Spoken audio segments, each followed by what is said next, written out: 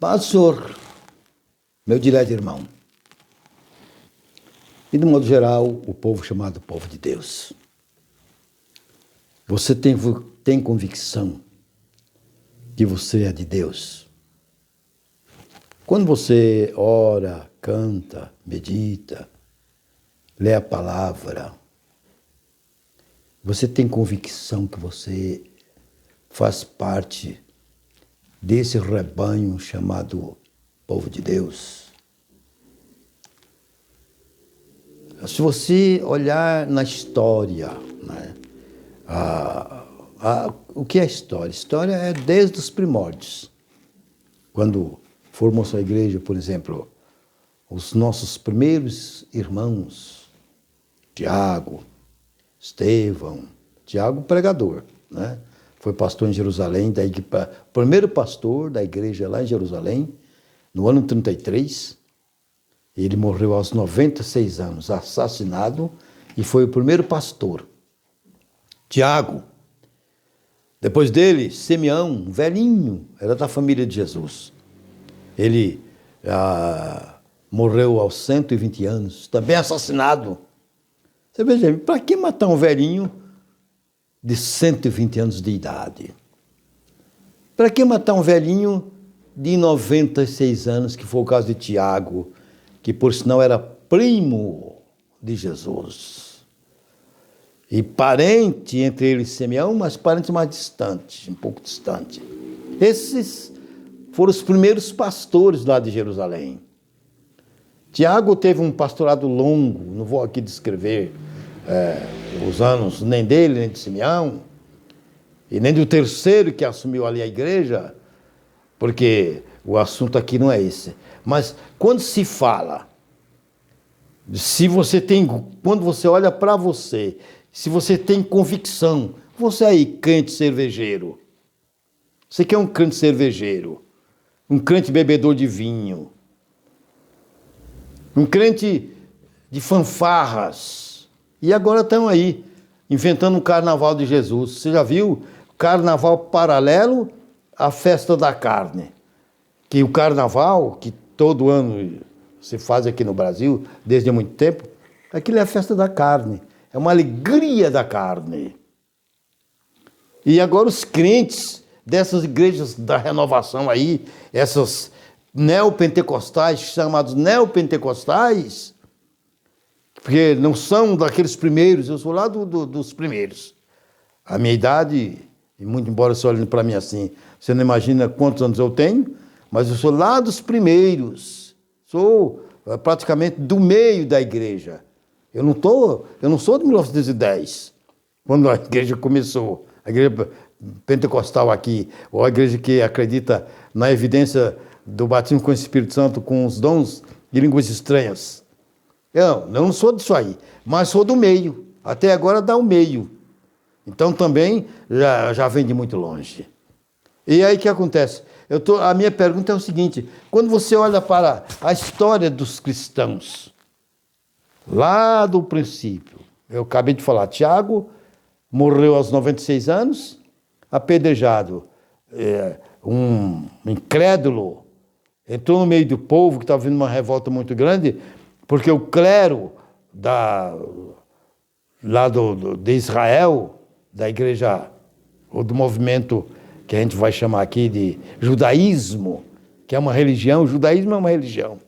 Então pediram que ele renunciasse a Jesus, que até hoje os judeus não creem em Jesus, e alguns educadamente não falam mal, mas tem aí uns gozadores que chamam ele do pendurado, ou pendurado, que ele foi pendurado na cruz. Então, para fazerem gozação, fazer sarcasmo com Jesus, eles o chamam de pendurado, paroleiro, mentiroso, enganador, falso ministro, quando Jesus era o verdadeiro Deus. Aí, eles chamaram a Tiago naquela época e disseram: renuncia a este Jesus publicamente, e levaram ele numa altura lá no pináculo do templo. E ele disse: não, eu não vou renunciar não, eu continuo afirmando que Jesus é meu Salvador. E aí jogaram ele lá de cima, mas ele não morreu. E no meio do povo surgiu um indivíduo, tá, um relato, Isso é um relato, é uma história que acompanha. Bateu na cabeça dele com um pau e então ele morreu. Era velhinho, 96 anos. Depois, Simeão morreu aos 120 anos, também assassinado por causa do nome de Jesus. Paulo teria morrido, ou morreu mesmo, lá em Roma, uma via que tem lá chamada Ostia, morreu ali. Pedro também até disse, eu não sou digno de morrer como meu Salvador, crucifique-me de cabeça para baixo. E assim, o único que não morreu de morte violenta foi João, evangelista, que esteve preso na ilha de Patmos. De lá ele saiu, foi para Éfeso, na igreja de Éfeso, que já estava estabelecida, voltou a Jerusalém, mas só de passagem, e voltando para Éfeso, lá morreu, praticamente com 100 anos de idade. Esses homens e seus compatriotas e seus irmãos, os crentes mais simples na época, eram consagrados, batizados com Espírito Santo e consagrados. Andavam no temor, na obediência e na doutrina dos apóstolos. Está escrito aqui em Atos. Na doutrina dos apóstolos. E qual era a doutrina dos apóstolos? Você sabe qual? Eram basicamente 3. Batismo, Santa Ceia do Senhor e santificação. A maior de todas dessas, não era a maior, mas, vamos dizer assim, aquela que mais se aproximava o homem de Deus, que o batismo, eu é quem batizo você. Com o Espírito Santo é Jesus quem te batiza. Mas para você ter uma vida santa e irrepreensível, vai depender de muitas renúncias. Você se lembra daquele indivíduo? Jesus mesmo diz, quem não renuncia tudo quanto tem, não pode ser meu discípulo. Então, a santificação no corpo, na alma e no espírito, exige um esforço praticamente subhumano. Porque você tem que renunciar a muita coisa. Aí você é cervejeiro. Você é crente aí. Você que está me ouvindo agora. Você é cervejeiro. Você é festeiro. Natal, Ano Novo, se embriaga, vinho, bebidas fortes. Você que está aí, que congrega, mas é cervejeiro e diz que não tem problema em beber. Tá? Cadê sua santificação? Talvez não tenha mesmo, não sei se não tem. Mas cadê só está escrito, o beberrão não entra no reino do céu. Está escrito isso aí. Viu? O beberrão não entra no reino dos céus. Aí se você acha que não tem problema, e você é cervejeiro, e você se embriaga com vinhos, e você no outro dia vai para a igreja, está lá congregando, se Jesus voltar nesse dia, encontrar você viciado desta forma, com a sua cabeça totalmente modificada, porque quem bebe e se embriaga, o seu cérebro não está no normal. Como é que você vai dar glória a Deus de coração? Como é que você vai glorificar o Senhor? E dizer, eu estou aqui de livre e espontânea vontade glorificando ao meu Senhor, sendo que você é um bêbado, um crente bêbado, um crente cervejeiro, e etc, etc. Então, já a santificação, ela exige muitas renúncias. Você não pode ser um crente carnal, um crente praticante de lascívia, um crente praticante de adultério, porque o adultério, ele acontece de duas formas. Quando há mesmo a conjunção carnal e o adultério que é da cabeça, o adultério que é do pensamento, corrompe a você. Você olha para uma pessoa do sexo oposto, quer seja mulher, quer seja homem, e diz, se eu pudesse estar com essa pessoa, e aí eu não vou aqui repetir o que você já fez milhares de vezes.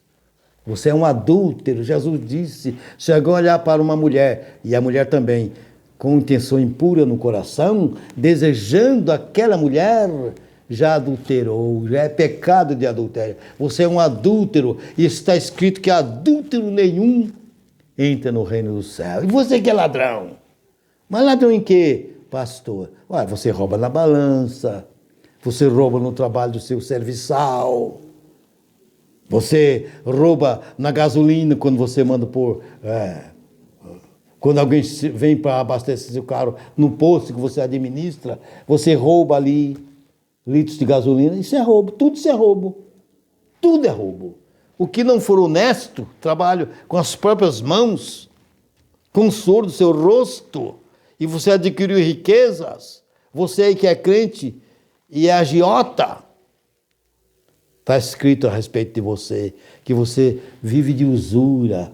E quem é usurário não entra no reino do céu, está escrito. Meu amado, cadê a santificação? Você não tem. Você está na rua que olha para uma mulher e deseja, e não é a sua esposa, e você deseja aquela mulher, e você sabe que eu estou falando a verdade para você. Quando a senhora, você, irmã, está na rua e vê um rapaz, um homem passar e você deseja aquele homem que estivesse com você no seu leito maternal, você está cometendo pecado de adultério. E o adúltero não entra no reino do céu. Consequentemente, eu pergunto para você, você é cheio do Espírito Santo? Você acha que o Espírito Santo está em você? Ah, mas acabei de desejar uma pessoa do sexo oposto e agora estou falando de línguas. Línguas da carne, língua mentirosa, língua de imitação, de fingimento, de engano. Você pode enganar todo mundo, e até você mesmo, mas você não consegue enganar a Deus, que tudo vê e tudo sabe. Então a santificação, meu querido e minha querida, exige renúncia. Você tem que renunciar o seu instinto carnal, maligno, desejoso das coisas que não lhe pertencem. Você tem que renunciar a esse instinto. Conforme-se com aquilo que você tem. Dê graças a Deus com aquilo que você tem. Não deseje o carrão do seu vizinho. Não deseje a casa do seu vizinho. Fique no seu casebre mesmo, na sua pocilga, se é que você só pode ter uma pocilga e você mora nela. Agradeça a Deus por você morar numa pocilga, porque é o que você tem. Você não tem mais nada do que isso. Eu moro aqui numa pocilga, mas eu queria estar morando numa casa que tivesse cobertura para o mar. Você está dizendo aí, você é um pecador, está desejando as coisas dos outros. É invejoso. Você não tem santificação. Ah, mas eu sou crente. Crente até o diabo é. Está escrito, até o diabo é. E ele crê também, que estremece até, mas ele não obedece. Você é um deles. Você é companheiro de Satanás. E por que eu estou falando isso? Para que você renuncie, para que você abandone esse mau caminho seu. Saia desse mundão pecaminoso, de cerveja, de bar, de danças, de retetê. Sai disso aí. Isso não é nada não. Sai dessa roupa escandalosa que você vive, essa pintura exagerada em que você se maquia, está parecendo Jezabel, quando apareceu lá na janela do palácio. Que jogaram ela de cima para baixo e ela então morreu. Não, sai disso daí. Não seja um crente carnal, viu? Seja um crente espiritual. Mas para você ser espiritual, são 3 coisas. Primeiramente, você tem que aceitar a Jesus como seu Salvador. Renunciar aos ídolos. E ídolo é só o que está na parede? Pastor, diria alguém. Não, eu conheço uma família que você vai na casa dela, tem lá em todos os quartos, na sala, em todos os quartos, tem uma fotografia de Elvis Presley, um cantor americano que morreu em 1976, ou 77, acho que foi 77. Um belo de um cantor de música mundana. Ele era um crente desviado, porque ele cantava para o mundo para alegrar o diabo. alegrar a carnalidade e não alegrar no espírito. Quem canta para alegrar na carnalidade é cantor mundano. Agrada o indivíduo para dançar, para pular, para namorar, para fazer coisas erradas, praticar lascívia, quando não, construção carnais, mesmo nessas grandes reuniões, onde estão cantando maconha, bebida, outras drogas e as conjunções carnais.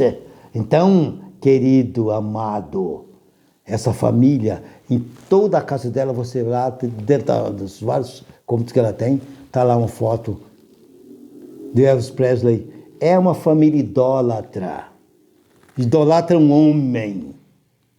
Idolatra uma pessoa que já não existe mais. Esse homem, Elvis Presley, morreu novo, 42 anos, e conhecia a palavra de Deus e entrou pelo caminho do mal, porque foi cantar para alegar o mundo e não alegar a Cristo. Esse homem um dia vai ser julgado. Jesus vai voltar. E Elvis tem que comparecer perante o trono de Deus para dar conta da vida que ele esteve na terra e da voz privilegiada que ele recebeu da parte de Deus. Cadê que eu canto assim? Eu não tenho. Deus não me deu esta condição de ser um belo cantor. E se eu fosse, estaria cantando para o diabo, para alegar a carne, ou estaria cantando para alegar a Deus e os anjos? Então, esta família que eu estou falando para você é uma família pecadora, idólatra, porque ela está idolatrando o Elvis Presley. Me ouve, você que está aí e sabe que eu estou falando com você. Acaba com isso. Santifica-te. Então aqui está escrito, ó, sem santificação. Hebreus, no capítulo 12, versículo 14, diz assim: segui a paz com todos e a santificação, sem a qual ninguém verá o Senhor. Nem você, nem o Papa, nem o cardeal, nem o padre Cícero, nem Frei Damião, que era um padre lá do Nordeste, nem Manuel Jerônimo, nem um outro homem da terra, se não for santificado, não entra no reino de Deus. Foi a palavra que o Espírito Santo mandou. Não verá o Senhor. Você não tem santificação. Você é idólatra do Elvis Presley. Você está idolatrando um homem, uma fotografia de um homem que já viveu, não vive mais. É como aqueles que estão idolatrando outros ídolos ou santos, chamados santos, pseudo-santos, que estão na parede da sua casa. Um é o coração de não sei de quem, outro é Maria, outro é João, outro é não sei o quê. Você é idólatra. E os idólatras, diz a palavra de Deus, não entram no reino dos céus. O que está reservado para os idólatras é o inferno. Você quer ir para o inferno? Continue idólatra. Quer seja no Elvis, quer seja no trio Parada Dura, quer seja no Nelson. Tinha aqui um cantor chamado Nelson, até esqueci o sobrenome dele, e tantos outros. E venha para Jesus, renuncie, abandone tudo isso, santifique-se, deixe a cerveja, deixe a cachaça, deixe todas essas coisas mundanas e venha para Jesus, livre, solto, e sirva a Deus de coração, sem imundície, viu? Isso é imundície da carne. E a carne vai sofrer os vitupérios e ela leva a sua alma, que a alma é a essência do homem, leva para o inferno. Você quer ser salvo? Santifique-se, assim como os nossos primeiros irmãos eram santificados. Não seja ganancioso, não seja uma pessoa dada ao mundo. Tem a maior satisfação de ouvir uma música, seja lá de quem for. Ouça música para Deus, congregue para Deus e não faça parte desse mundo vil. Deus te abençoe, Deus te proteja e perdoe a minha veemência. É porque eu sou pregador da verdade e não agrado ninguém. Eu tenho que agradar o meu Senhor e dizer a verdade para você, porque no dia quando você comparecer lá no grande e terrível trono branco, logo após os arrebatamentos e ser estabelecido aqui na terra o trono para julgar, você não pode dizer, não, eu não sabia, não sabia. Manuel Gerônimo falou para você que você é idólatra porque você tem a fotografia dentro da sua casa, em todos os cômodos da sua casa, de um homem chamado Elvis Presley, e você idolatra ele. Assim como outros têm João Batista, Pedro, João Paulo II, a mulher daqui do Brasil, que disseram que ele era santa, e assim sucessivamente. Sai disso e vem para Jesus. Eu vou dar prosseguimento daqui a pouquinho, em nome de Jesus.